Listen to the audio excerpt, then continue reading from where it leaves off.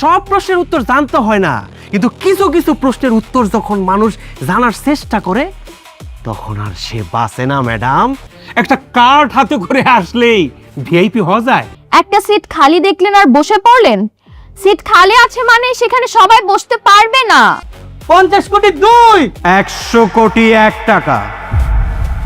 100 কোটি টাকা? টাকা দিয়ে আপনি তো জমি কেনেননি, কিনেছেন একটা কালসাপ, যেটা প্রতি পদে পদে আপনাকে ছোবল দেবে। তোমরা এখনো রওনা হওনি? তোমার জন্যই দাঁড়িয়ে আছি বাবা। আমার জন্য দাঁড়িয়ে আছো?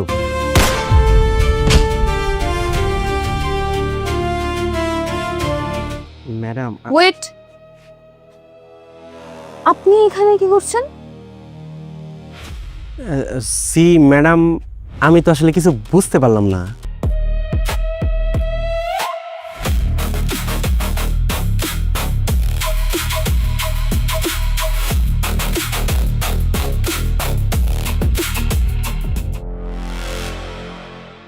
এটা কি কইরা হইতে পারে? হুবহু আমার মতো দেখতে, এমন অবিকল এক চেহারার দুইজন মানুষ আদৌ কি হওয়া সম্ভব? ওই লোকের লগে কি আমার অন্য কোনো সম্পর্ক আছে? আমার এই প্রশ্নগুলোর উত্তর আমি কই পাব? আমার মতো চেহারা পাওয়ার এত স্বাদ তোর? এখন থেকে তোর জীবনের পরবর্তী প্রতিটা পদক্ষেপ আমি নির্ধারণ করুম। আমি যেইভাবে তোর জীবন চালামো তুই সেইভাবে চলতে বাধ্য হবি। আমি তোর সুখের দিন শেষ কইরা দিমু সাহেব, তুই নিজের অস্তিত্ব খুঁজা পাবি না।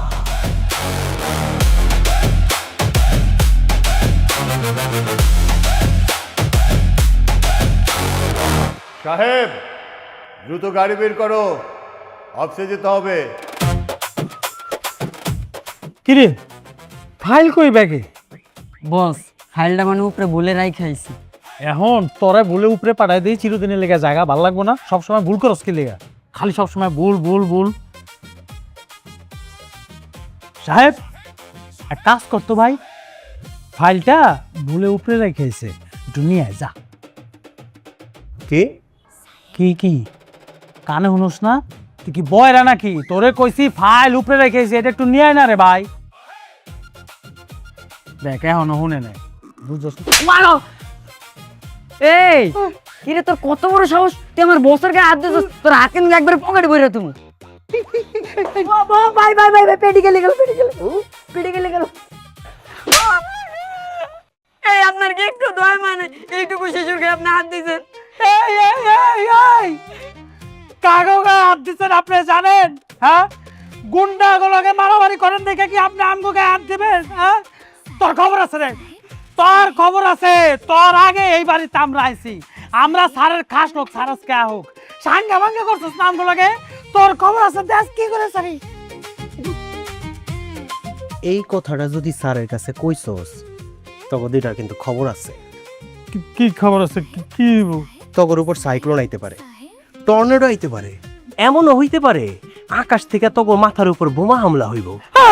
বাহ সাহেব, তুমি এত তাড়াতাড়ি চলে এসছো, খুবই ভালো হয়েছে, তা নাহলে মিটিং এ দেরি হয়ে যেত।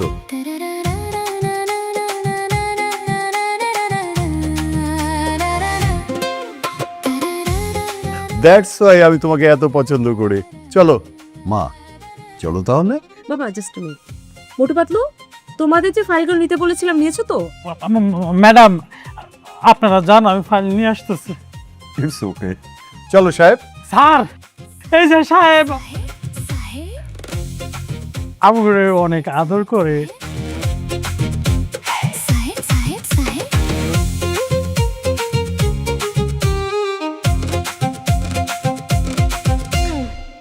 কি রে পাতলু, সাহেব তো কোনো সময় এরকম ব্যবহার করে না, আট কামাইরা বইলোকে। হ্যাঁ, ওর সাহস কত বড়। বস আরে পাইলে ইচ্ছা মতন নরম দিন। একদম ঠিক কথা কইছস, পায়ালি সাঙ্গা বাঙ্গা করে দিমু। আসসালামু আলাইকুম স্যার। ওয়ালাইকুম আরে কো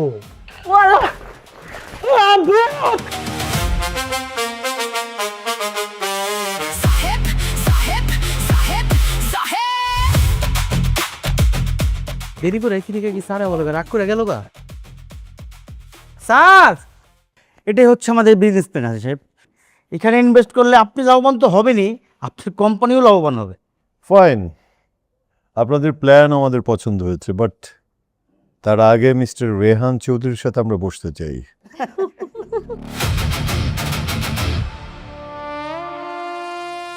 রেহান চৌধুরী আসবে আপনার অফিসে? Do you know who is Rehan Chowdhury? সে হচ্ছে এই বিজনেস ওয়ার্ল্ডের একমাত্র আইকন। সে আসবে আপনার অফিসে? হাসালেন না হাজি সাহেব, হাসালেন। আপনার মতো হাজি করিম রেহান সাহেব 100টা পকেট রাখে।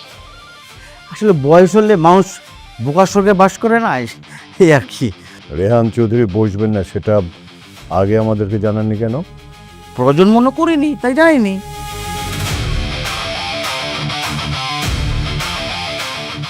সরি, আপনাদের সাথে ডিল হচ্ছে না। কি? Rehan Chowdhury deal cancel? হাজি সাহেব, আপনি যা বলছেন বুঝে শুনে বলছেন তো? পরে কিন্তু পস্তাবেন। ডিসিশন নেওয়ার আগে 10 বার চিন্তা করেন। রেহান চৌধুরী, 10 মিনিটের মধ্যে হাজি করিমের অফিসে চাই।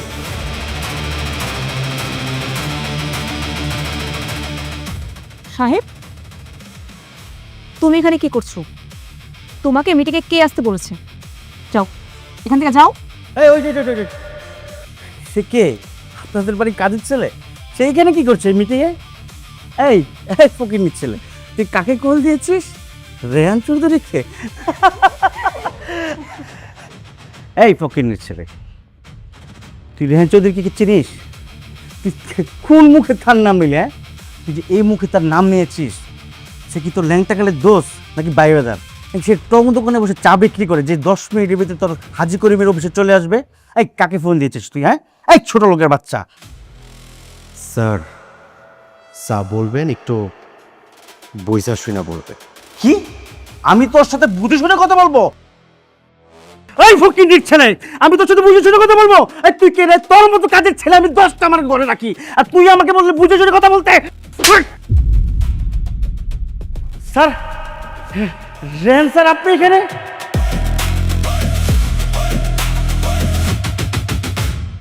স্যার, এই ফকির নিপল আপনার নাম বিক্রি করে কারে না কারে ফোন দিয়ে কইতেছ রেহান চৌধুরী 10 মিনিটের ভিতরে হাজি করিম সাহেবের অফিসে আসবি।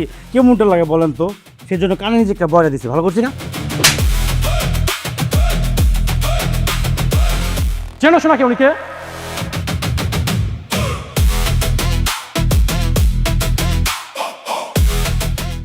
স্যার, এক্সট্রিমলি সরি স্যার, ওরা আপনাকে চিনতে পারেনি স্যার, আর কখনো হবে না স্যার। আর স্যার, আপনি 10 মিনিটের মধ্যে আসতে বলছেন, 1 মিনিট লেট হয়ে গেছে sir. Sir extremely sorry sir, ক্ষমা করে দেন স্যার, আর কখনো হবে না স্যার। এই দাঁড়িয়ে আসিস কেন? বস, ভাবছে স্যারের কাছ থেকে।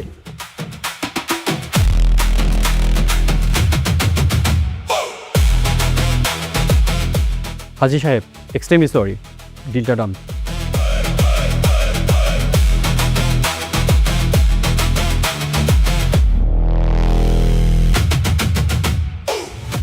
হিসাব তো মিলতেছে না রে। আমার কি মনে হয় জানোস, এই সাহেব আসলে একটা জিন। জিন যদি না হয়তো এক জায়গা থেকে আর এক জায়গায় এত দ্রুত যাওয়া কি সম্ভব? তুই ক। না বস, ওর লগে সাধারণ মানুষের কোনো মিল নাই। ওই দিনে ঘুমায়, রাইতে রাত জাগে। এই রুটিন ফলো করে নেই দেখেই আরে জিনে ধরছে। নাহলে আপনি দেন আমার কত উপরে উঠাইছে, আমি যদি পড়তাম কি হইতো আমার? বাবা রে, ওরে জিনে ধরে নাই, ওই নিজে একটা জিন, ও জিন ফয়দা দেয়। আর কান্দুসকে খালি কি তোরে একলা মারছে? আমারও তো সাঙ্গা ভাঙ্গা করে দিছে, আমি মায়ের খাই নাই। এই জায়গাতে আমার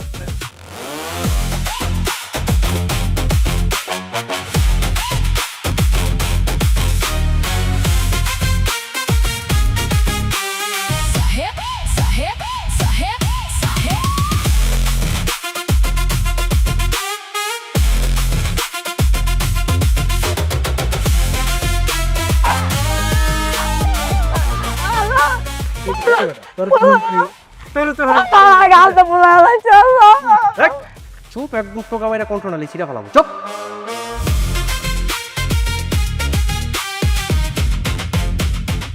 তুই হুদাই ছিলেছ, হ্যাঁ? তোর চিল্লানি তা আমি ভয় পাইছি, আরেকটু হলে হার্ট অ্যাটাক করে নিতাম আমি। কি যাইতেছে আমগো উপরে দিয়ে, আল্লাহ গো।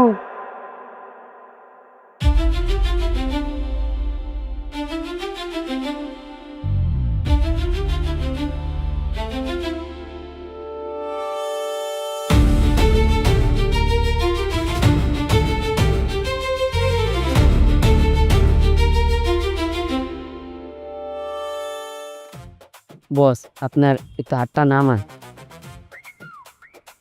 আপনার এই বিশাল বড় দেহ নিয়ে যে আমার উপর ভর দিয়েছেন, এতে তো আমি আরো খাড় হয়ে যেতেছি। আমি জানি যে ছোট খাটো মানুষের মাথায় অনেক বুদ্ধি থাকে, তোর মাথার মধ্যে তো গোবর ছাঙ্গা ভাঙ্গা করে সামনে লাগে, গুছায় একের কানের লতি ফাড়াইলাম। একটা মানব দেহে কয়টা আড্ডি থাকে জানোস তুই? কয়টা? 25-26টা হইব। মনটা চায় এখন যে দুই কানের মধ্যে দুইটা থাপ্পড় মারি, 25-26টা আড্ডি থাকে একটা মানব দেহে, 206টা আড্ডি থাকে। ওহো, 206টা থেকে মানে আমার 2-3টা কম। এর লেগে আমি ছোটবেলা থেকে ছোট। তুই আসলেই খাটো হলি কি হইব? তুই কিন্তু একটি ছোটখাটো বিজ্ঞানী।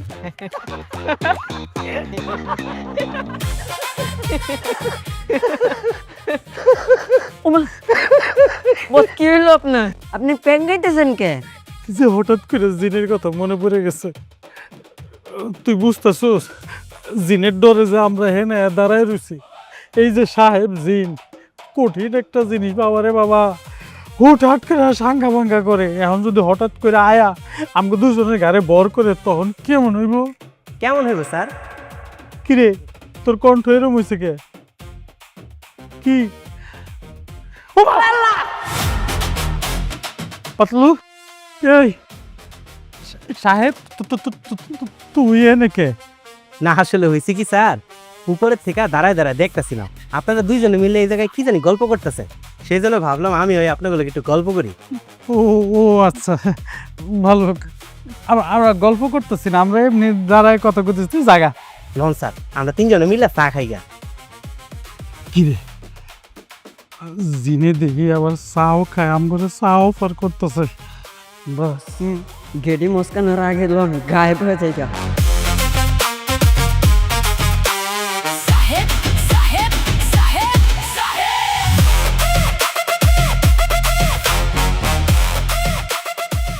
ওরে মানে মাজা ব্যথা হয়ে গেছে। না, এইভাবে আর হইতেছে না বস। এই ডরে ডরে 2টা লটকন উপরে উঠা যেতেছে। এই সাঙ্গা ভাঙ্গা করবি না পাতলু, লটকনকে খালি তরি আছে, আমার নাই। তুই একলা ডরাইতেছিস, আমি ডরাইতেছি না। হ্যাঁ, আর তুই কথাটা ঠিক কইছস। এইভাবে রইব না, কবিরাজের কাছে যাবো। এই জিন এই বাড়ির থেকে সরাই দেব। আর নাইলে উপায় আর একটা আছে, স্যারের কাছে যাম। স্যারের কাছে যা সব কয়ে দিব। এইভাবে আর নিতে পারতাছি না। না না না, নয় একারে না। না নিতে পারলেও নিতে হইব, আর যদি না নিতে পারোস তাহলে তখন লটকন দুইটা নাই হয়ে যাবো গা। এই, এই, এই, কি রে, তুই না মাত্র দোকানে গেলি চা খাইতে, নাকি দোকান থেকে গোসল করে এলি? কোনটা? ওই আমি কই যামু কি করমু সেইটা তোকে জানার কোনো দরকার নাই। এত গবেষণা করে তোরা কি করবি? একটু আগে তোরা কি কইতাছিলি? স্যারের কাছে যে বিচার দিবি না?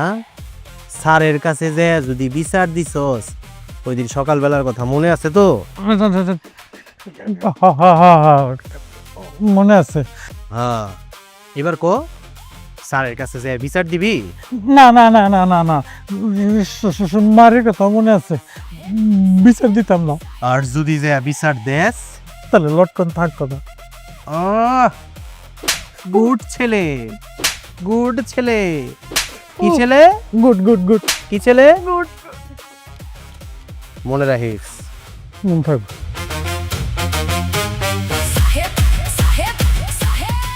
কি রে, 2 সেকেন্ড হইলো না, ওই গেল আবার করতে বললো। দৌড়ে তো শান্তি নাই। বাড়িতে চল, বাড়িতে চল, বাড়িতে চল, ম্যাডাম খুঁজবো। সাহেব, শোনো, আমার কাছে একটা বিয়ের প্রস্তাব আছে। তুমি আবার এই বুড়ো বয়সে বিয়ে করবে নাকি? আজব, কি বলছো তুমি? আমি এই বয়সে কেন বিয়ে করতে যাব? শোনো, তুমি আমাকে একটা কথা বলো তো, সাহেবকে তোমার ছেলে হিসেবে কেমন মনে হয়? হ্যাঁ, সাহেব তো ছেলে হিসেবে খুবই ভালো। কেন, ওর জন্য কি কোনো বিয়ের প্রস্তাব এসেছে নাকি? আরে না, বিয়ের প্রস্তাব আসেনি। আমি ভাবছি আমাদের মানহাকে সাহেবের সাথে বিয়ে দিলে কেমন হয়। এসব তুমি কি বলছো? সাহেবের সাথে মানহার বিয়ে? হ্যাঁ, তুমি কি পাগল হয়ে গেছো? সাহেব যত ভালো ছেলেই হোক না কেন, কিন্তু ও তো আমাদের বাড়ির ড্রাইভার। এই ড্রাইভার হয়েছে তো কি হয়েছে? সাহেবের যে মেধা, ওর সততা, ওর নিষ্ঠা, ওর ভিতরে যে প্রতিবাদী মন, ও তো একাই 100। আর আমি এরকমের একটা ছেলে চাই যে আমার মেয়েকে সারা জীবন নিরাপদে রাখবে। শোনো, বিয়ের পাত্র হিসেবে ওকে আমার পারফেক্ট মনে হয়েছে। আরে তোমরা কার বিয়ে নিয়ে ভাবছো? কার আবার? আমার একমাত্র কন্যার বিয়ের কথা ভাবছি। আমার বিয়ে? কিন্তু কার সাথে?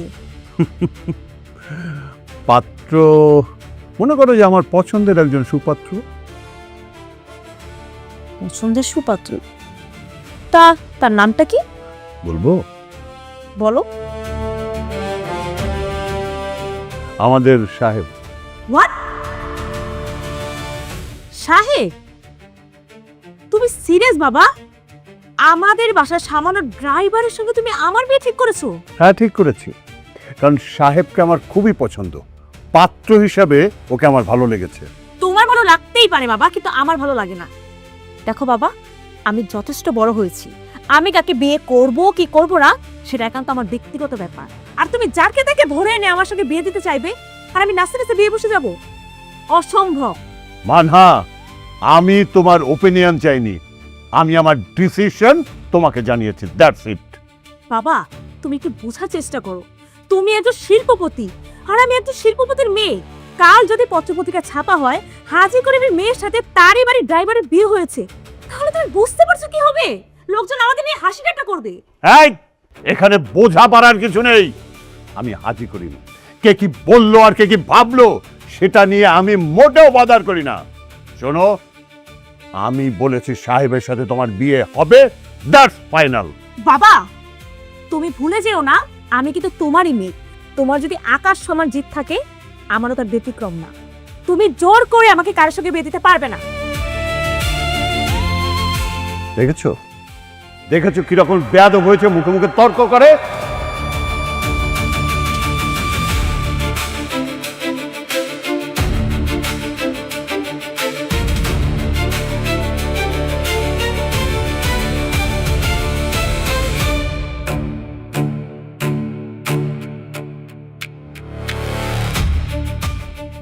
সাহেব,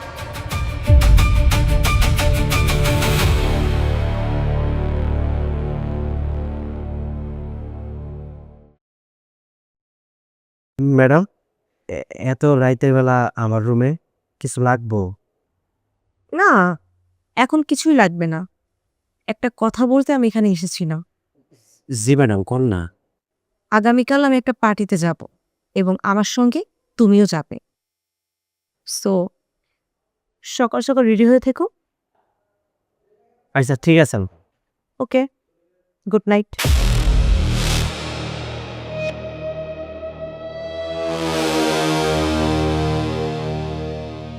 সাহেব, মানহার সাথে কালকে পার্টিতে সাহেব যাইব না, যাইব সূর্য। আর তরে কিভাবে ঘুম পাড়ায় রাহন লাগে সেই ব্যবস্থা আমি করতেছি।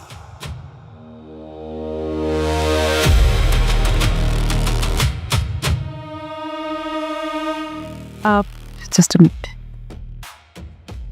মাই ডিয়ার ফ্রেন্ডস, আজকে তোমাদের সবাইকে একটা গুরুত্বপূর্ণ বিষয় শেয়ার করার জন্য আজকের এই পার্টিটা আমি অ্যারেঞ্জ করেছি। And that is meet my friends mister সাহেব, আমার গাড়ির driver. Oh my god, driver!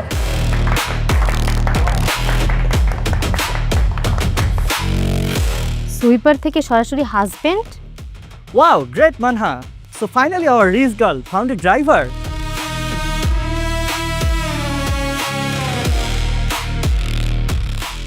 সাহেব, আমি হাজি করিম group of company CEO.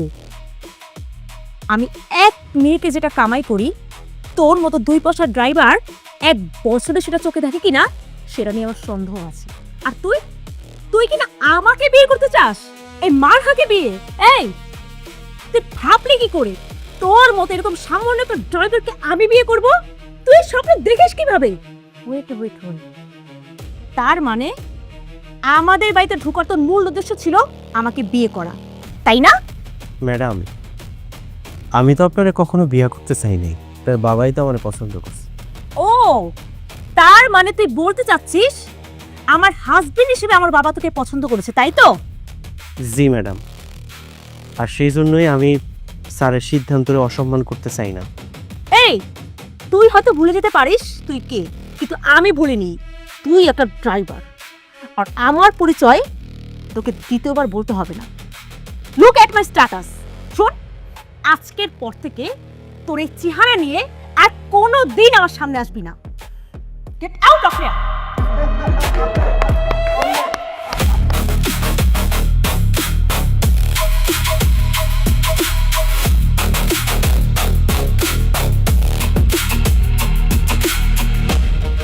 Guys, কি হলো?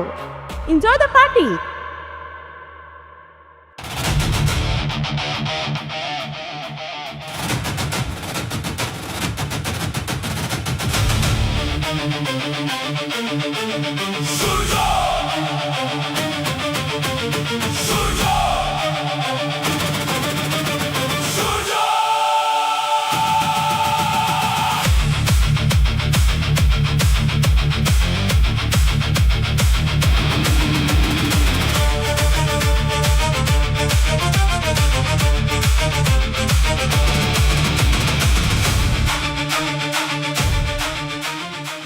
কে এখন কারো মুখে খই ফুটতেছে নাকি লিগা? হ্যাঁ, আরে এতক্ষণ তো অনেক অনেক কথা কইতেছিলেন, এখন কি মুখ বন্ধ কি লিগা? কথা কন। আপনারা সবাই এই মাইয়াটারে চিনেন যে এই মাইয়াটা কার মাইয়া, কিন্তু এই মাইয়াটা কার বউ হইতে যাইতাছে সেটা আপনারা এখনো জানেন না। একটা কথা কান খুইলা শুইনা রাখে, জনাব হাজী করিম আমার হবু শ্বশুর, আর তার সম্মান নিয়ে খেলার আগে আমার লগে খেলতে হইব। আপনাগো সবার ভাগ্য খুব ভালো যে আমি আপনাগো লগে শুধু কথা কইতে আইছি, তা না হইলে এই মটু পাতলো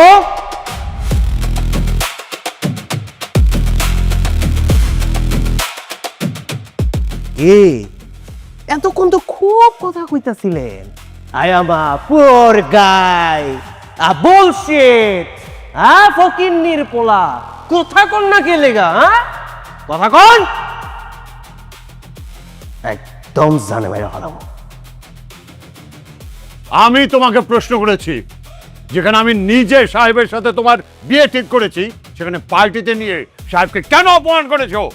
বাবা, তুমি যাকে শুধু একজন সাধারণ ড্রাইভার ভাবছো, তুমি তো আজকে দেখে নিজের চোখে দেখছো, তারপরে তোমার মনে হয় ও 8-10 জন সাধারণ ছেলের মতো? আমার প্রশ্নের উত্তর দাও। সাহেব সাধারণ কি অসাধারণ সেটা আমি বুঝবো।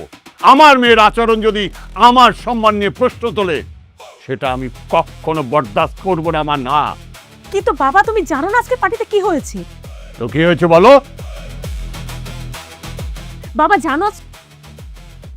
আই সাহেব, চুপ করে দাঁড়িয়ে আছো কেন? তুমি বলো আজকে পার্টিতে কি হয়েছে, কি হলো বলো।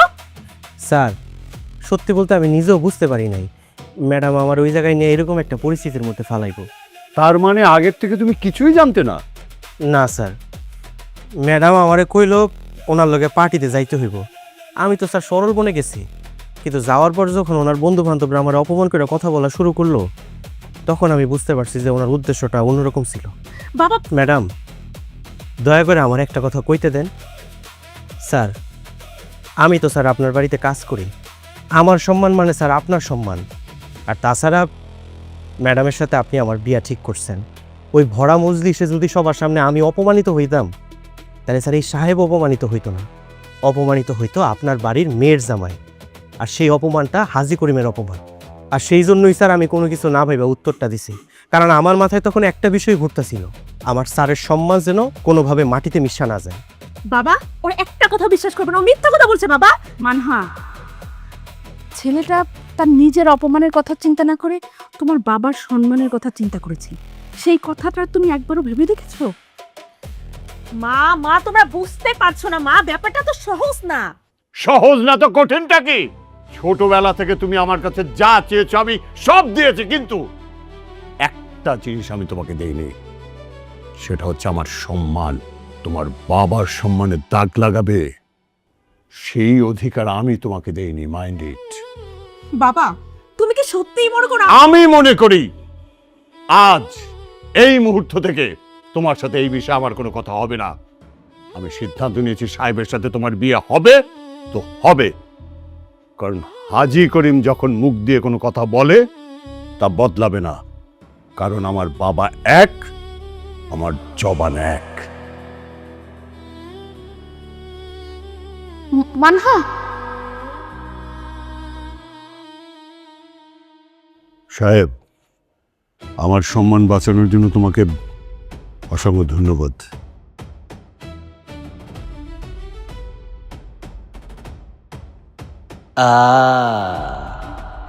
খেলা তো মাত্র শুরু।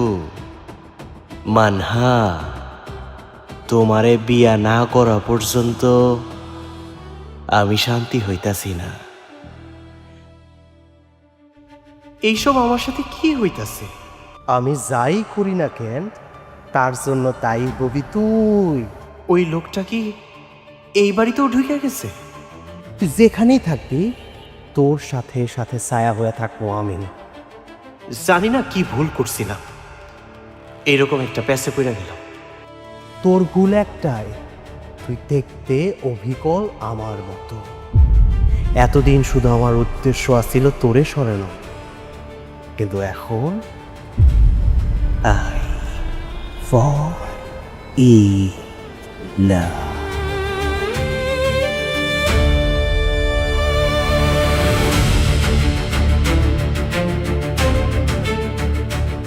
কি রে মানহা, তুই কি কিছু নিয়ে স্ট্রেসড? না তেমন কিছু না।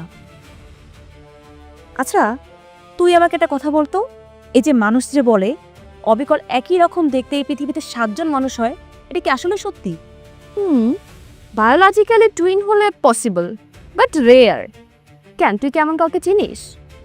আসলে এই কথাটা শুনতে কেমন লাগবে আমি জানি না, কিন্তু আমাদের ড্রাইভার সাহেবকে আমার একদমই নর্মাল মনে হয় না। ওকে নিয়ে আমি খুবই কনফিউশনের মধ্যে আছি। তো ড্রাইভার সাহেবকে আমারও সাসপিশিয়াস মনে হয়।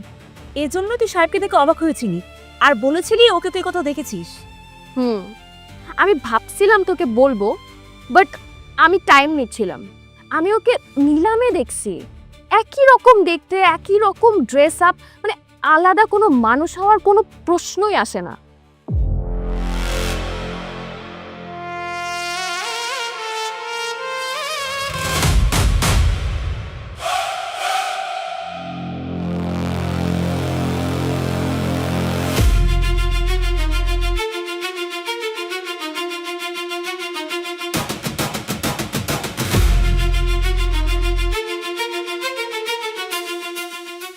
কি 100 কোটি? সিরিয়াসলি? হ্যাঁ, এই জন্যই আমি এত অবাক হচ্ছিলাম সেই দিন। আমার মনে হয় তুই ওকে একটু যাচাই বাছাই করে দেখ। আই থিঙ্ক ওর মধ্যে অ্যাকচুয়ালি কোনো ঝামেলা আছে।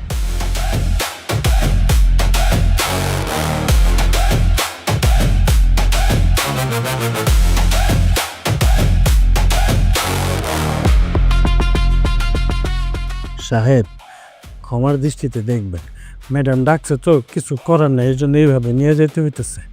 আসো ম্যাডাম, এই যে সাহেবকে নিয়ে আসছে। কি ব্যাপার ম্যাডাম, এই সময় আমার সাদে ডেকে নিয়ে আসলেন যে? আমি কি কিছু করছি? এই তুমি কি সাহেব নাকি অন্য কেউ? তুমি তোমার পরিচয় গোপন করে রেখেছো কেন? আমার কাছ থেকে তুমি সত্যকে লুকিয়ে রাখতে পারবে না। ম্যাডাম, আপনি আমার আবারও একই প্রশ্ন করতেছেন। আমি তো কইলাম যে আমি গ্রামের খুব সাধারণ একটা পোলা, কাজের খোঁজে খালি পকেটে ঢাকায় এসেছি। বড় স্যারে আমার আপনার বাড়িতে ড্রাইভার হিসেবে চাকরি দিছে, আমি শুধু এইটুকুই জানি ম্যাডাম। ও আচ্ছা, তুমি সাধারণ ছেলে? মানে একটা সাধারণ ছেলে 100 কোটি টাকা দিয়ে নিলামে জমি কিনতে পারে? এই এটা কি কোনো সাধারণ ছেলে কাজ? ভূগোল বোঝাও তুমি আমাকে? মানে? এই একদম ওভার অ্যাক্টিং করবে না আমার সামনে, বুঝতে পারছো? আচ্ছা ম্যাডাম, আপনি একটা সহজ বিষয় কেন বুঝতেছেন না? আমার পকেটে যদি 100 কোটি টাকাই থাকবো, আমি কি লেগে আপনাকে বাড়িতে কামলা দিমু?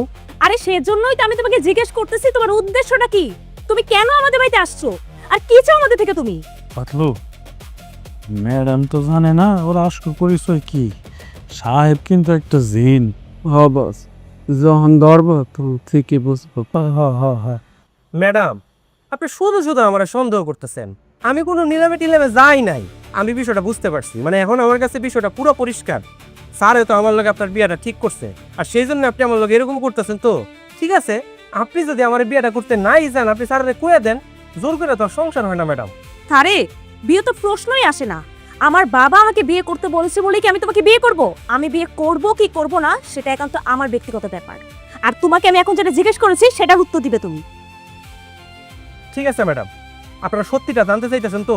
আমি আপনারা সত্যি কইতাছি, আমার মতো চেহারার আরেকজন লোক এই শহরে আছে, যে আমার চেয়ে অনেক প্রভাবশালী, অনেক টাকা পয়সা, অনেক ক্ষমতা, আর তার লোকে আপনারা আমার গুলাই ফেলতেছেন ম্যাডাম। আরে এ আবার কোন নতুন নাটক শুরু করলে তুমি? একই রকম দেখতে দুজন মানুষ, এরা শুধু রূপকথার গল্প বা সিনেমাতেই মানায়, বাস্তবে না। ম্যাডাম, আমার কথাটা বিশ্বাস করেন, আমি আপনার লোকে মোটেও নাটক করতেছি না। আমি নিজের চোখে ওই লোকটাকে দেখছি। উস, ও দেখো, তোমার সঙ্গে কথা বলা মানে আমার সময় নষ্ট করা। বাট রিমেম্বার সাহেব, যেদিন আমি তোমার আসল পরিচয় খুঁজে বের করতে পারবো, তুমি যেই হও না কেন, আমি তোমার কি অবস্থা করব সেটা আমি নিজেও জানি না।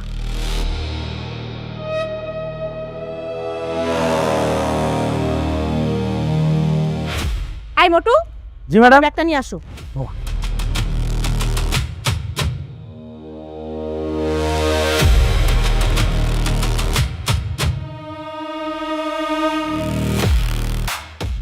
আহা, তুমি থামো, আমি বলছি।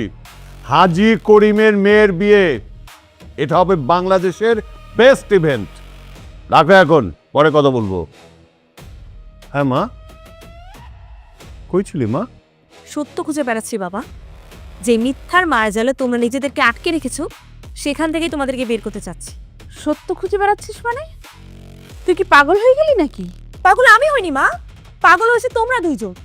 চেনা নেই জানা নেই বহুরূপী, যে কিনা ড্রাইভার না গ্যাংস্টার আমরা কিছুই জানি না, এমন একটা লোকের সঙ্গে আমাকে বিয়ে দিয়ে আমার জীবনটা শেষ করে দিতে যাচ্ছ তোমরা। তোর বিয়ের ব্যাপারে আমাকে কিছু না বললেই ভালো।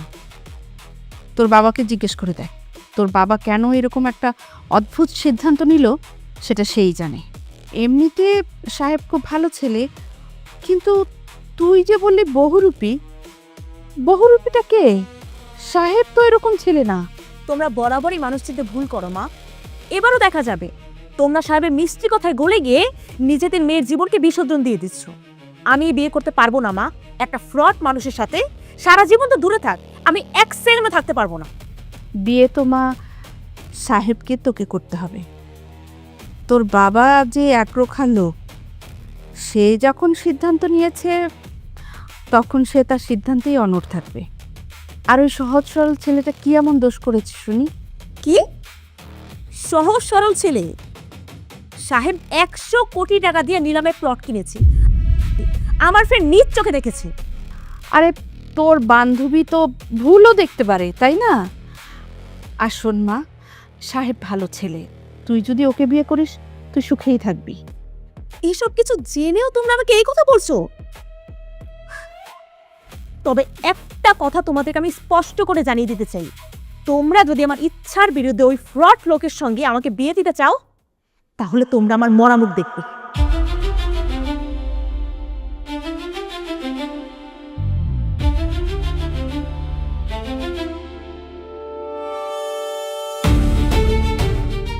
সাহেব, জি স্যার। কালকে আমার একটা মিটিং আছে, ওই মিটিংয়ে তুমি অ্যাটেন্ড করবে, ঠিক আছে? স্যার, এটা কেমন কথা কইলেন? আমি হইলাম সামান্য একজন ড্রাইভার মানুষ, আপনার লগে মিটিংয়ে যে আমি কি করবো স্যার? এই ছেলে, এই মিটিংয়ে গিয়ে তুমি কি করবে মানে? আরে দুদিন বাদে তুমি হাজী করিমের মেয়ের জামাই হতে যাচ্ছ, সো আমার কোম্পানির সব দায়িত্ব তো তোমাকে নিতে হবে, তাই না? তাছাড়া লাস্ট মিটিংয়ে তুমি যা দেখিয়েছো, তারপর থেকে তো এই মার্কেটের সবাই আমাকে ভয় পায়। আরে মার্কেটের কথা বাদই দিলাম, এই ইন্ডাস্ট্রির কিং বিজনেসম্যান রেহান চৌধুরী, তার সব বিজনেস ডিল তো এখন আমার সাথে হচ্ছে, কাজ করে কুলোতে পারছি না। শোনো, কালকের মিটিংয়ে তুমি আমার সাথে থাকবে, এবং যদি কেউ কিছু বলে তাহলে ওই যে লাস্ট মিটিংয়ের মতো একটা হুঙ্কার ছেড়ে দিবে। কিন্তু স্যার আমি তো আর কোনো কিন্তু না।